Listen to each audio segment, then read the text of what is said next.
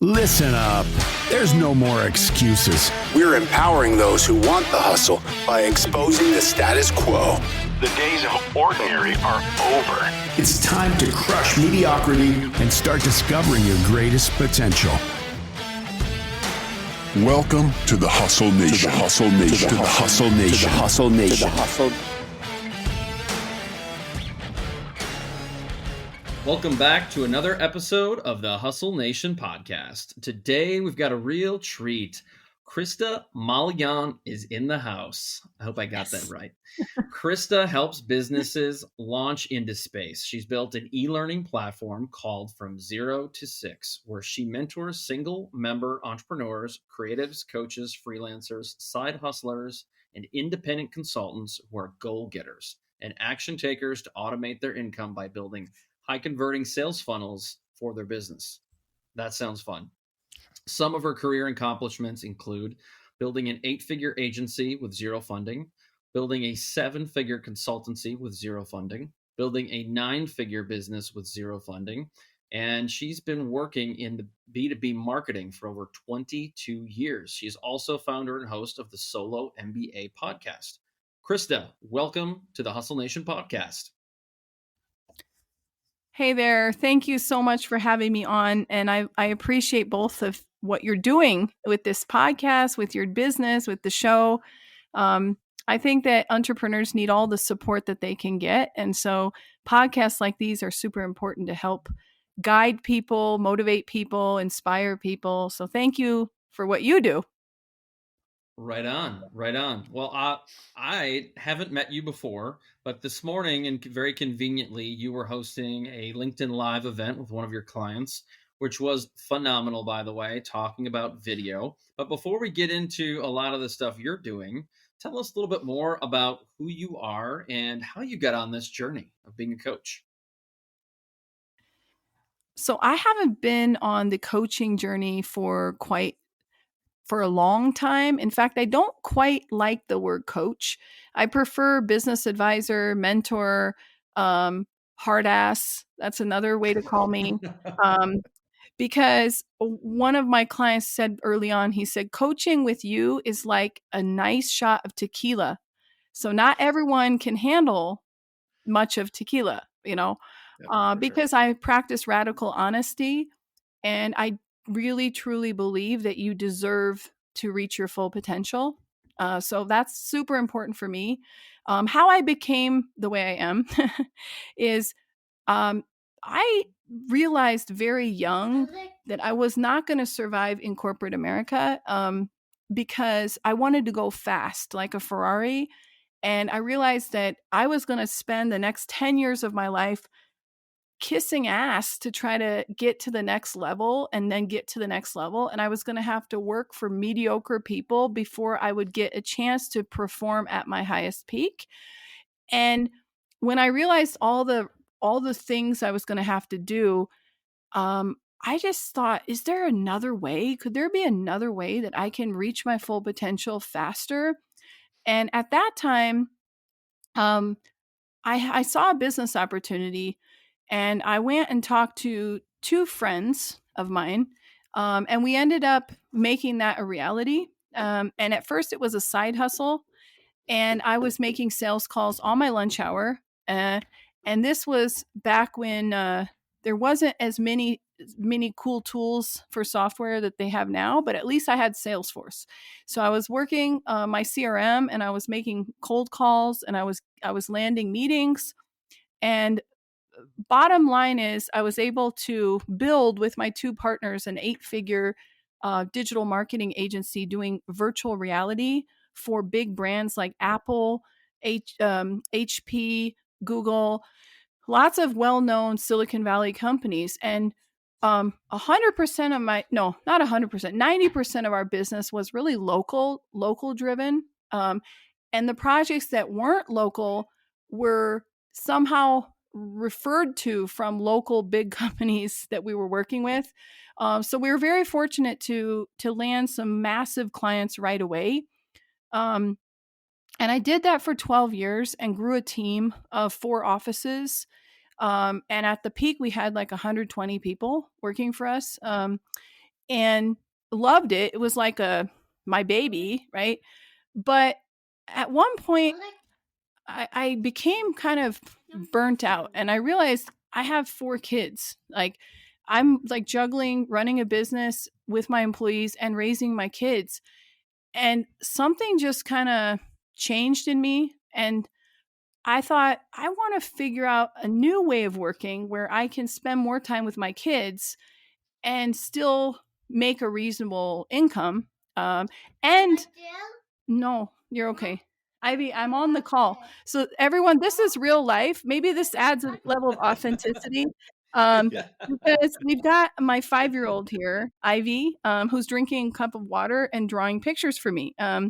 But this is the reality of why I came to do what I do today, is because I wanted to be more present for my kids.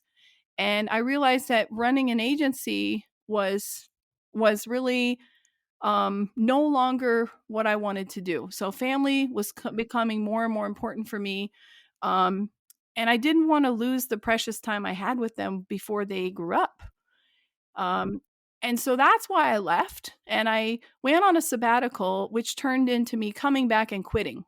And I'm not a quitter. So, I mean, I sold my shares and I said, I don't know what I'm going to do next, but I know that I want to try to do it on my own without any employees, because for a while I just thought the main thing I need is time freedom, even more important than money, because in the end of the day, you can't buy back the time of your children's childhood, the time you have with them. And not to make this really sad, but I actually lost my dad during COVID in 2020.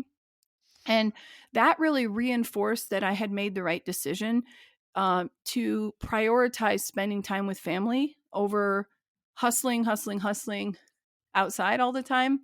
Um, and, there's nothing wrong with the hustle, but I want to say that there's so many variations of the hustle.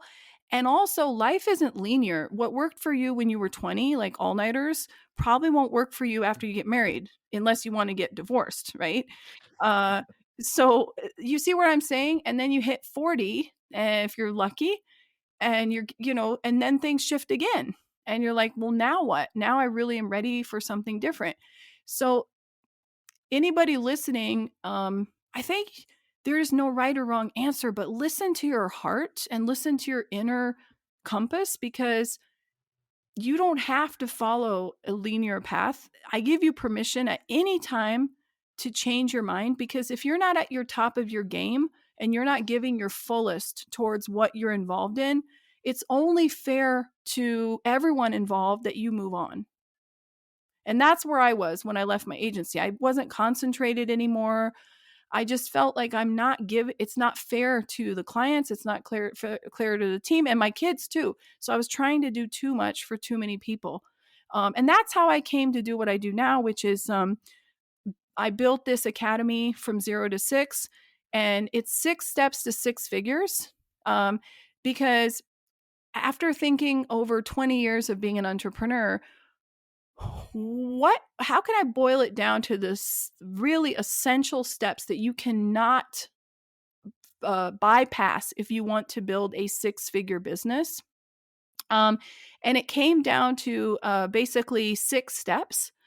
So I can tell you about those steps, but I'm rambling on, but I wanted to tell you my story, how I came to doing what I do today. And today I'm a solopreneur, so I don't have any employees, although I probably will hire someone this year. But I've been able to do this because I'm very organized. I say no to a lot of things. That's another secret. And I automate my tech. I'm a really strong tech person. So everything I do is automated. So it's excellent. Krista, Go ahead. Krista, one of the things you said that I thought was really interesting when you talked about, kind of the epiphany for what was important for you, right? And you talked about, I think a lot of time when you kind of mention hustle, I think like a lot of people have different views of what that is. And when they think of hustle, they think it has to be singular focus, right? Like that it can only apply to one thing in your life. And I'm curious, when you kind of had that vision, like how did you figure out a way to strike that balance, right? Because, the reality is you are, I mean, as today proves, right? You're hustling in lots of different categories that are really important to you.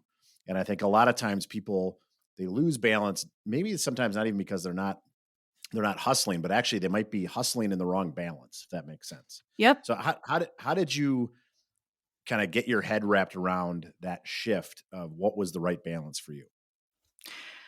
So I went on a silent retreat with a bunch of hippie yogi people, and in the California, middle of California, middle of nowhere, no cell phone reception, terrible vegan food.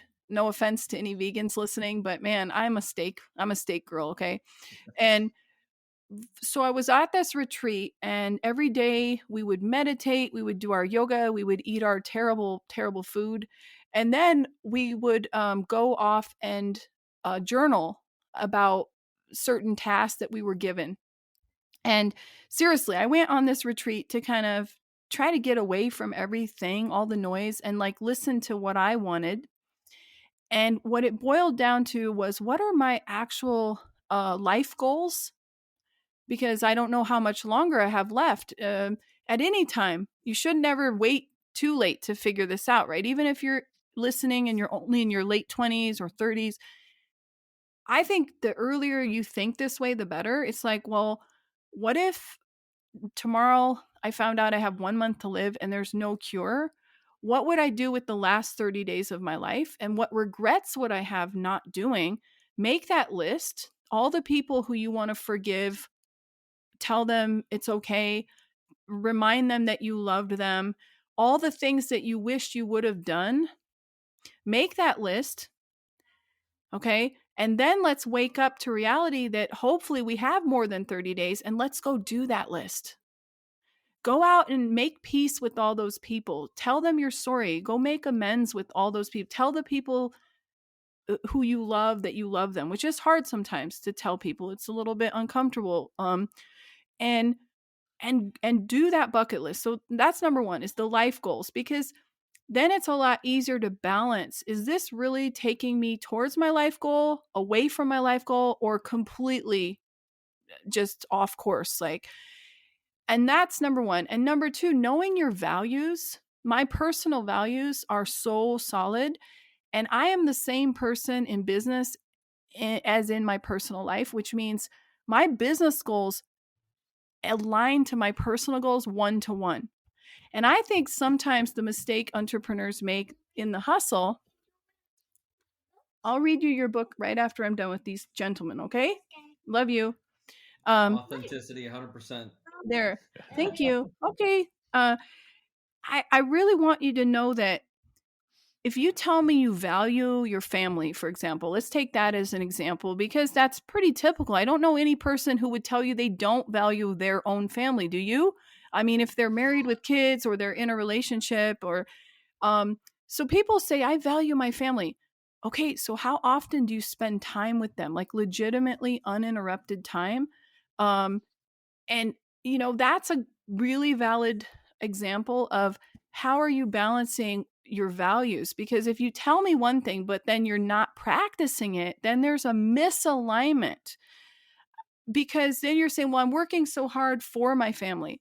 But I'm like, okay, but if they grew up, they're kids, and they didn't get to see you, and they don't even remember a single time you were able to make it, to their game or their practice, or watch them do an activity, then what's the point, right? And so I think it's important to be honest about that, and then take it one step further and say, okay, if I'm being really honest that I want to change that, what do I have to do in my life? How can I make money, feed my family, pay my bills, but have it all, right? That's what it's about. So it's maybe not about balance as much as finding a compromise. And I call it blending, not balance. Because look what's happening now. I'm on a podcast interview, and I've got my 5-year-old here. And she keeps coming back out to show me something. But I think it's okay. I think that we have to find these compromise between all or nothing. because other life should be a little bit messy, right? It should be a little bit chaotic, but you can do great things even in chaos. I closed some of my 7-figure deals on the phone while I was pushing my kids in a stroller. I mean, they're I like love it. on their nap, they're sleeping, and I'm like, I'm on my headset and I'm talking to a client, and I'm like, let's do this, and let's email each other. We'll send you over the paperwork. We're starting next week. And if they would see me, I'm not in an office building. I'm like out on the sunny beach of California with my little kids in this big, big double stroller, you know? So that's real. And that's maybe not balance, but it's blending. It's no wonder Ivy wants to get in on all these deals and these conversations. I mean, it makes sense now. I get it. You know, what's interesting about that comment, Krista, is that I was having a conversation on a podcast, was guesting recently, and someone asked me about that. Like, how do you balance everything? And I said, I don't know if there's this right way of doing that, or if balance is even the right word, because I know some people hate that. But I would say, look, I want my kids to see me working, not all the time, but I want them to see me occasionally working at night, and my wife too. And we feel that's healthy. And the reason being is that we want our kids to say, you know what, mom and dad worked really hard. And that's how we have nice things in our life. That's why we're able to afford to do things such as vacations and whatever else we might be doing. And so I also want them to have that work ethic instilled in them, because we're not the family that's going to sit around and watch Netflix every night and just congregate on the couch and do nothing. Not that there's anything wrong with that. I think that you have to balance your spare time and your weekends as you see fit for you. But for me personally, I want my kids to say, yeah, sometimes there's going to be weeks where you can work 50 hours a week, and then you're going to have weeks where maybe you have to take a couple half days because you're taking kids to soccer practice or you've got other stuff going on. And I think that's okay. That's me personally. I think that's great. As it relates to balance, how do you coach your clients on doing that? Because I can imagine most entrepreneurs they're struggling with that because they don't know really how to prioritize their time or prioritize their duties. Oh man, you really understand, and that is the problem. That is the main problem, because they're suffering from employee mentality. Employee mentality is where someone else is calling the shots. Ultimately, they're controlling your time, they're controlling your tasks, and every day, okay, I have to be at this place, or I have to at least show up online nowadays, right? And everything is kind of regulated for you. Whereas as an entrepreneur, no one has got your back. There's no accountability. There's no one helping you prioritize things. And so what I teach is something that I learned from the Silicon Valley, where I cut my teeth as a business owner, right? And working with all these big dogs there. It's called OKRs, Objectives and Key Results. And OKRs are more powerful than KPIs, although KPIs are equally important. But the difference between KPIs, which more people seem to know about, is that a KPI only takes a snapshot of what's happened or what's happening. Like right now, this quarter, we have achieved these things. Whereas OKRs tell you why. And so what would you rather know? Like as if you're trying to make more money in your business, it's like, oh great, we didn't meet our goal, right? Or we exceed our, oh that's great. There's not enough data, and so we need to go deeper. We need to look into what's behind that, so that either if it was positive, we can repeat it and maybe even templatize it and create a system around repeating that and spreading it throughout the company.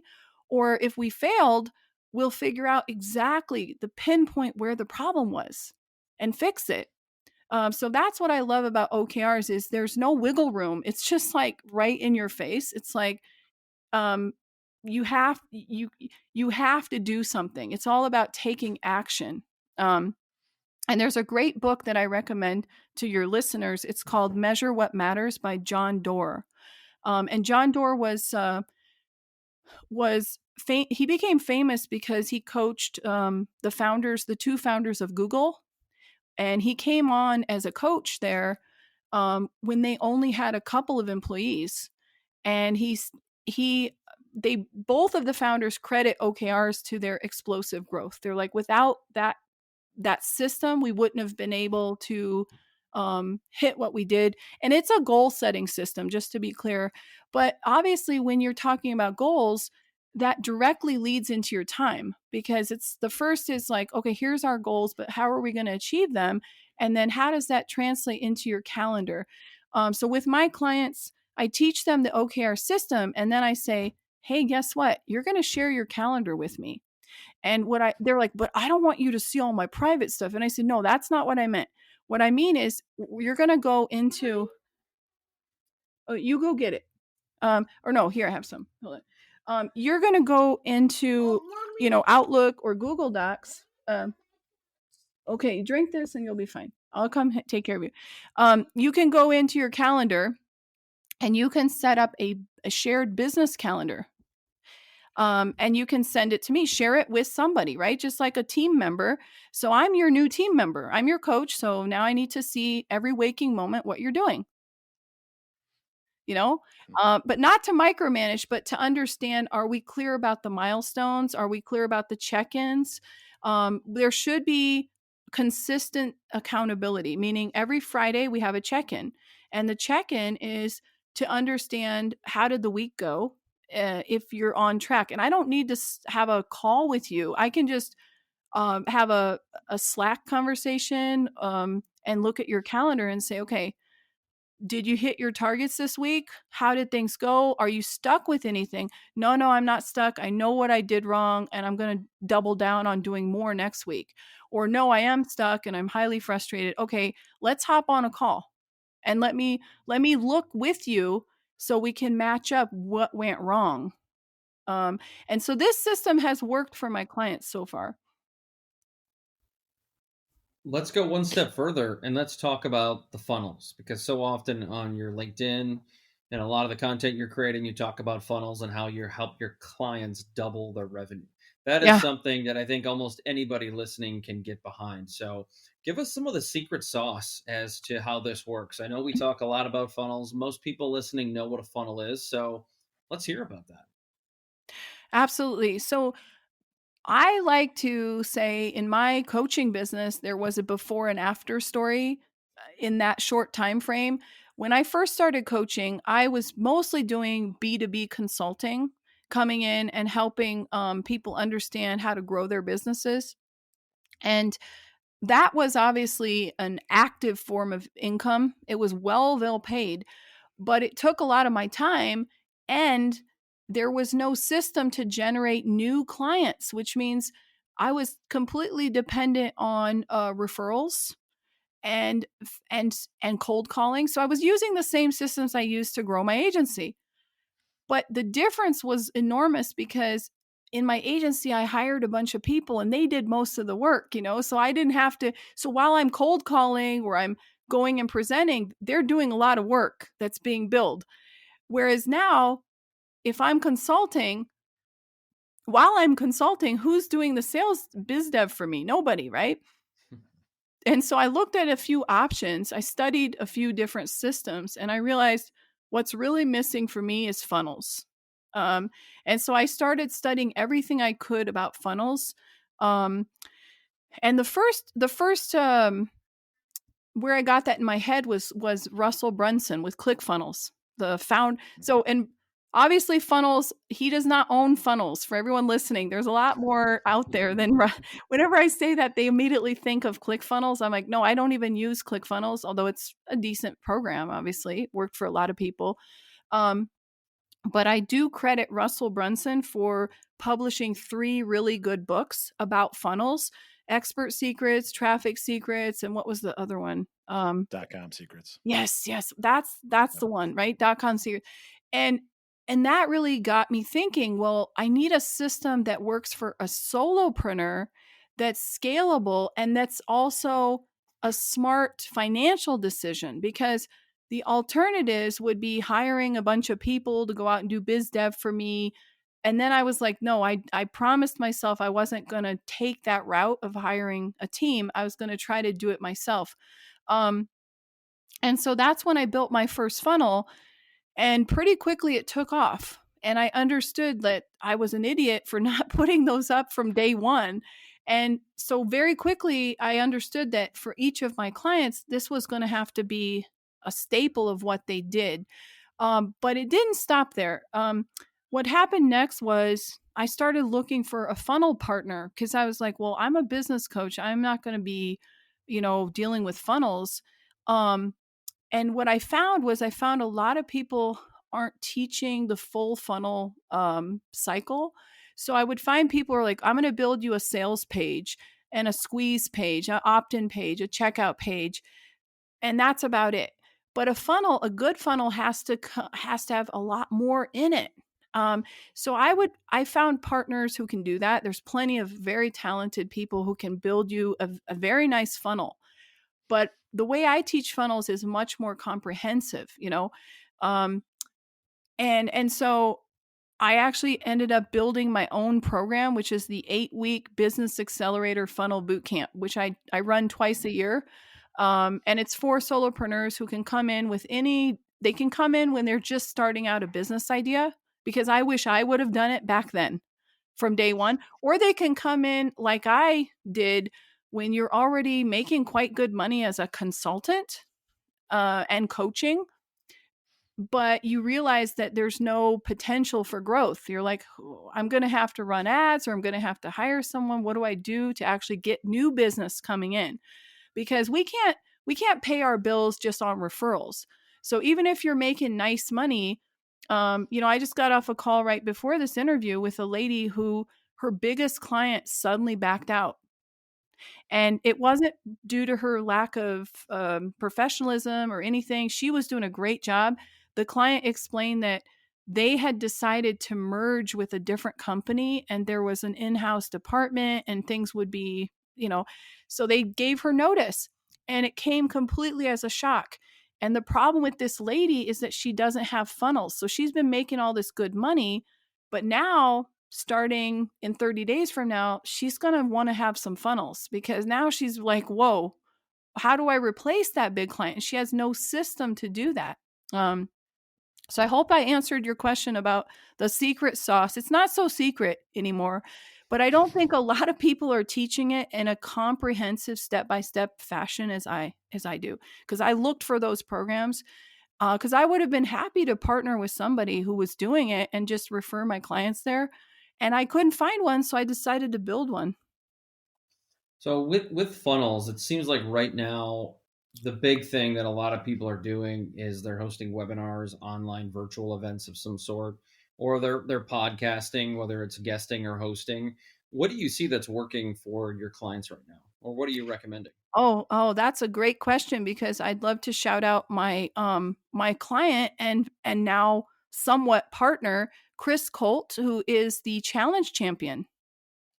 And so, Chris, when you listen to this, you'll be pleased to know that I think that challenges are the hottest thing right now.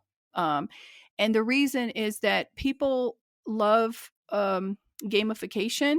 That's number one. So it's fun. Challenges are fun. And so that gamification component is something you don't get on a webinar, right? Who gets up and says, I want to get on a webinar today? Yeah. Right? Like nobody, right? But if you hear, oh, I'm going to go to a challenge and I'm going to learn how to build a funnel, at least, understand it, or I'm going to learn something valuable. There's a lot more motivation in challenges and then webinars. And the second thing about challenges that I love is we do 3 to 5 day challenges, and we set up a group, like a free community for the participants. And so what we do is we actually create a micro community in a very short time frame. So like maybe a week before the challenge, we have like a pre-challenge mixer, like a networking event. We ask everyone to introduce themselves. We have people like chatting in the feed. My cat's doing crazy stuff. But it's really, really cool, because by the end of the challenge, people are doing business with each other And they're like, man, I don't want to leave this challenge. This is like, so it's not just like a webinar where it's just the talking head kind of thing with the slides. By the end of a good challenge, you've made new friendships. You've made new partnerships. You've met people who you probably wouldn't have met before. And I'll be like, how did you business partners meet? We met in the challenge. Isn't that crazy? So there's so many benefits of using challenges as your top of funnel tool, because no one wants to get on another webinar. That's great. All very fair. No offense. There's a place for webinars. I'm not saying never do a good webinar, but I definitely think that once you've gone to a challenge, you'll understand why you should be doing them. You really should. So, Krista, one of the things is I think about, the solopreneur kind of mindset, right? You talked about kind of the shift you made in life, and how do you ever have people that are coming to you trying more in like the ideation stage, right? Where I know I want to make this shift. Maybe I want to change kind of where my focus is and maybe do my own thing, but I don't know what to do. Like, I don't know what my thing is or the value that I can create for somebody. Can you talk about maybe how you might guide somebody through that to kind of figure out what their idea might be? Yeah. So honestly, I really think that it's not a one-step process. It kind of unfolds itself. So the first thing I would do would be to interview people who know me, and interview them and say, you've known me for a while now. Tell me, what do you find the best about working with me? Like, interview your colleagues. If you have a good relationship with an ex-boss, interview an ex-boss, right? People who know you really closely, your best friend, your spouse, just ask them, like, what are the qualities that you would use to describe me? And in my work, what do you think I'm particularly good at that you kind of envy me for? You're like, wow. Or you come to me for, if you know, oh, if we need that, we're going to go to Chris or Dustin, right? And make a list and then start comparing the list and be like, where are the similarities? Oh, 3 people said that you have amazing ideas. Okay, that's number 1. And then you're getting already a better picture of yourself. Now take that list and go to do a actual test on the Gallup website, the Clifton Strength Finder, and you will find your top 5 strengths. And for example, I gave that example of, you always have the best ideas. I love listening to you when I need some inspiration, because I leave and I'm like, after speaking with you, I've got like 20 new ideas that I wouldn't have had. Well, then I take the Clifton Strength Test Finder and I find out that my top strength is called activator. And an activator is somebody who you want to have on your team to get things moving. Like, you've got a bunch of good people, but they're just sitting there waiting for, direction. You want an activator on the team, right? And then there's something called the EOS system. That's by Gino Wickman. And he wrote these amazing books. The first one I read was called Traction. Was it called Traction? Yep. And he created this thing that's the EOS system, that I find brilliant. So with that said, you take your personality and you're like, okay, I'm an activator. And then you read a book like Traction by Gino Wickman, and you say, I need to find an implementer to be my partner. Because while I'm coming up with all these great ideas, we need someone who's more grounded and practical to implement the ideas. And together, you guys are a dream team. And so that could be an entrepreneur partnership, or it could be, you could go and work for somebody, or there's so many different opportunities. But think about how, if you just don't know what to do, you're like, I need to figure out what to do. Having, taking that Clifton Strengths Finder test and then asking people around you, and I'm sure that it will match. I'm sure that the test results will really just reinforce what people have already told you. But I'd prefer you first ask people, and then it's like a surprise when you do take the test, because otherwise, if you took the test and then you go ask people, you're like, you're wrong. I'm not, nah. That's awesome.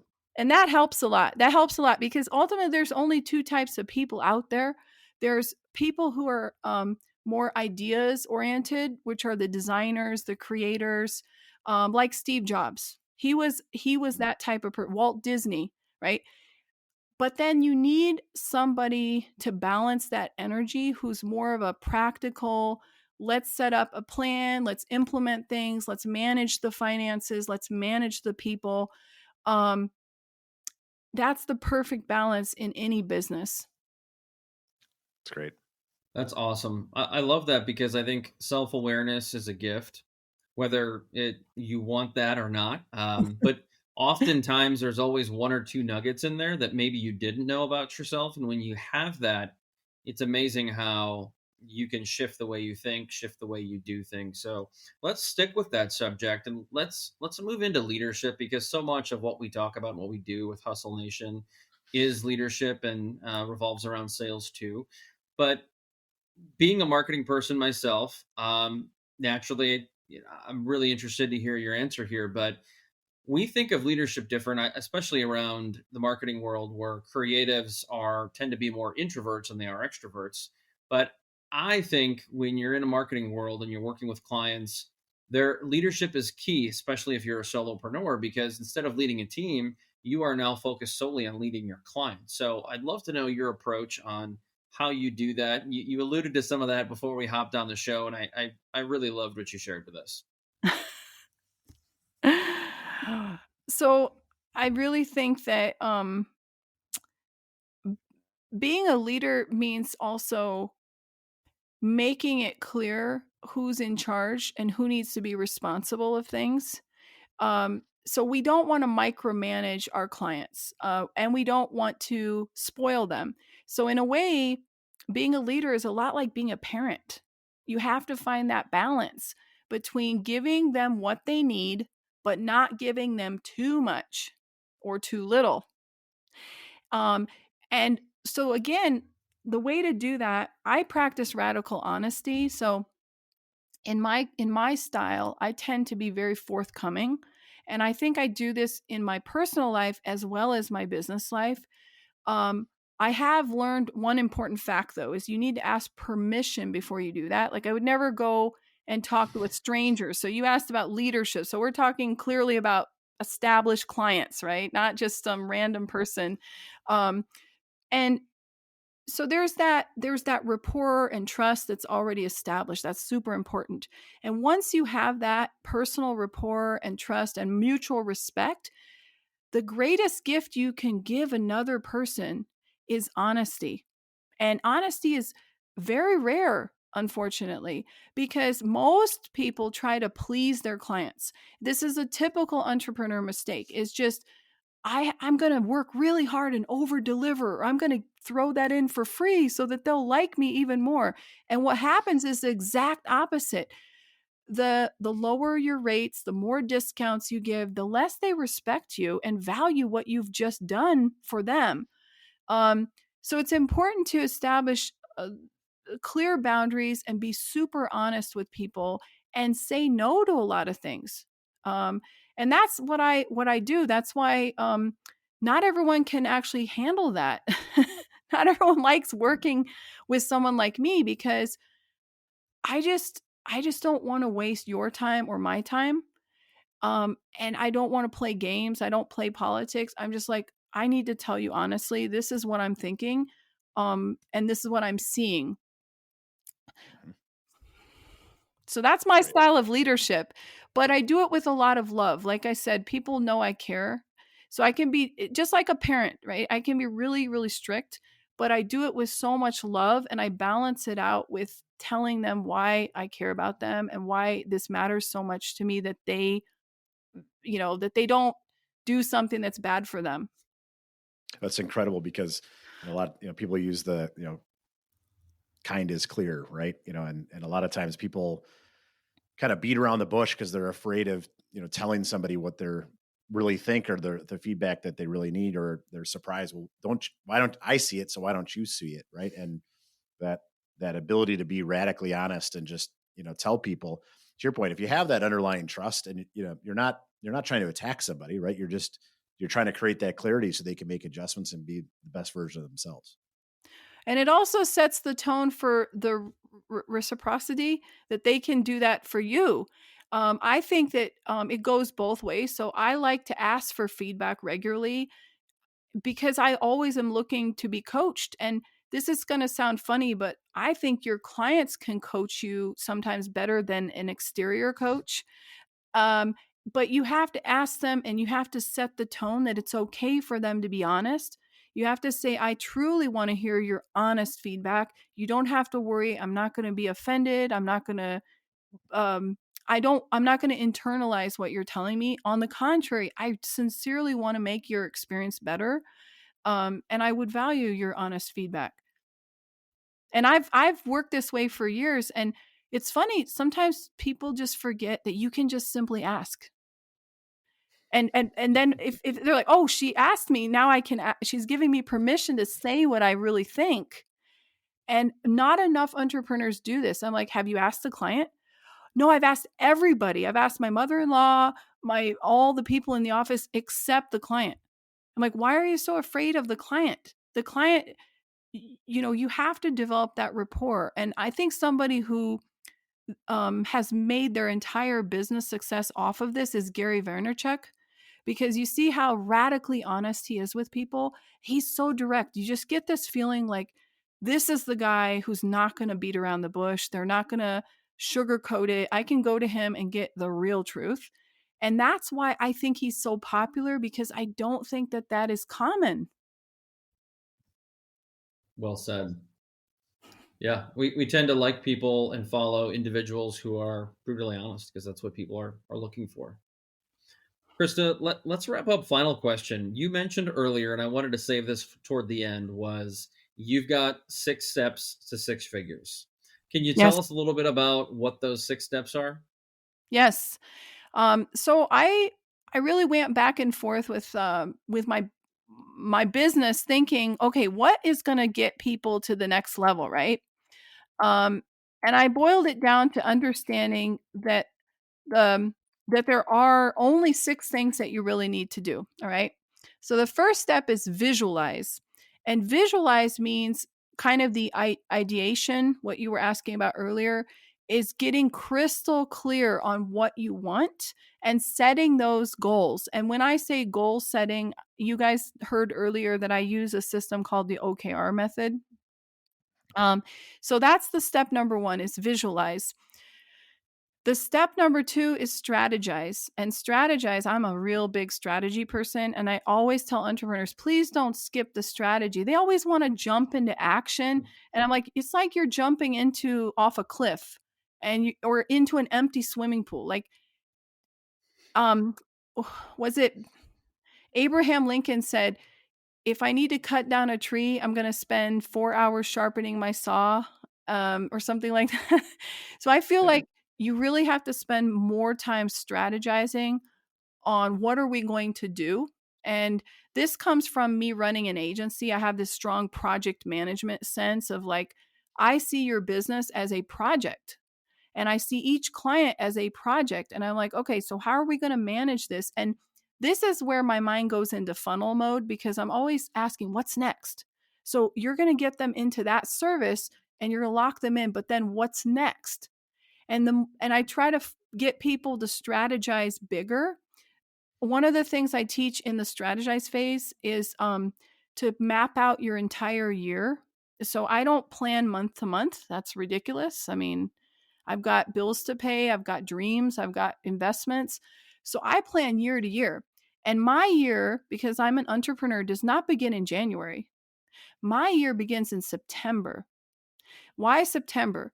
Because this is like back to school, back to work. And it's really a determining hustle time for me. So people hit the ground running on September 1st. Trust me. On January 1st, they have all these like, oh, I'm going to do something, la la la, but it's not the right time. The right time is September 1st. And then I plan September to September. And behind me, you can't see this is, I have a 12-month calendar. And so in September, I set up my funnels, I set up my events, and everything is scheduled for a whole year. So when I told you earlier, I don't have employees and I automate everything, it's behind me. And what's really cool about it is takes off all the stress and pressure, but also it really works. Like I rarely have many major changes because I'm so organized. I like planned out the year and everything is about what's next. Like, okay, this is the time to launch this product. Then this is the time to do this. Then I'm going to partner with this. I have an affiliate launch at that time. So everything is just mapped out and it flows beautifully together because of my system. And that's what I teach my clients in the strategize phase. Then the third phase is monetize. So entrepreneurs are terrible with managing money. They, you'd just be shocked how messy everything is. So I really like Mike Mikhailovicz's Profit First method, where he sets up 5 bank accounts and he teaches entrepreneurs how to manage their money. So one of the things I do with my people is I bring in several coaches. So I bring in a money mindset coach who talks about undoing the poor man's mindset and helping you on an emotional level with your limiting beliefs about charging more money, earning more than your parents is a huge, huge problem for some people. It's like I'm betraying my grandfather by becoming rich because he hated rich people. We may laugh, but a lot of entrepreneurs actually feel that way deep down. Like I don't want my family to make fun of me for being rich. They have problems with being rich. So we have to clear that up before we go out and sell, don't we? Because otherwise, if we don't clear that out of the way, when I send the people out to the sales, you know what they do? Yeah, I know I was supposed to close that deal, but they didn't have the money, so I decided to give them something much less expensive. This is what happens, and it's all that money mindset. So we clear that out, and we learn how to manage the money with a real CPA who sets up those accounts and teaches you how to do that. That's step number 3. Then step number 4 is advertise. And advertise is where I teach people how to build a content strategy. So I'm a marketer, and so I teach them how I grew my LinkedIn account to over 70,000 followers organically, and how to plan a calendar and automate your content and batch produce and repurpose. And I just teach them a simple system. And if they want to hire someone afterwards to actually do some of these things for them, I also have resources for them but I want them to know what's going on so that they don't get taken advantage of later, right? By not knowing. And then what was it? Step number 6. So 5. You've got me there. Step number 5 is launch. And launch is where I teach them actually my funnel system. Okay. And that's an 8-week program, but it's built into the 6 steps. So whoever's in my program goes through it at one point of the year. And then step number 6 is scale, because it's crazy to say this, but a lot of entrepreneurs, especially the first time ones, are afraid of success. So we talked about money mindset, but what about scaling? Here's what happens. I've got to do everything myself because no one else is competent. No one else can replace they'll never do a good enough job, right? And even though I chose to stay a solopreneur, I could hire people, I just didn't want to. I don't ever teach my people that they should not have others in some capacity working for them. So the scale mode is like, if you want to get to 7 figures, we're going to need to set up systems that scale. And the systems that got you up to the 5 to the launch won't get you to the next step. So by the time you learn my launch system, you're going to hit a high 6 figures.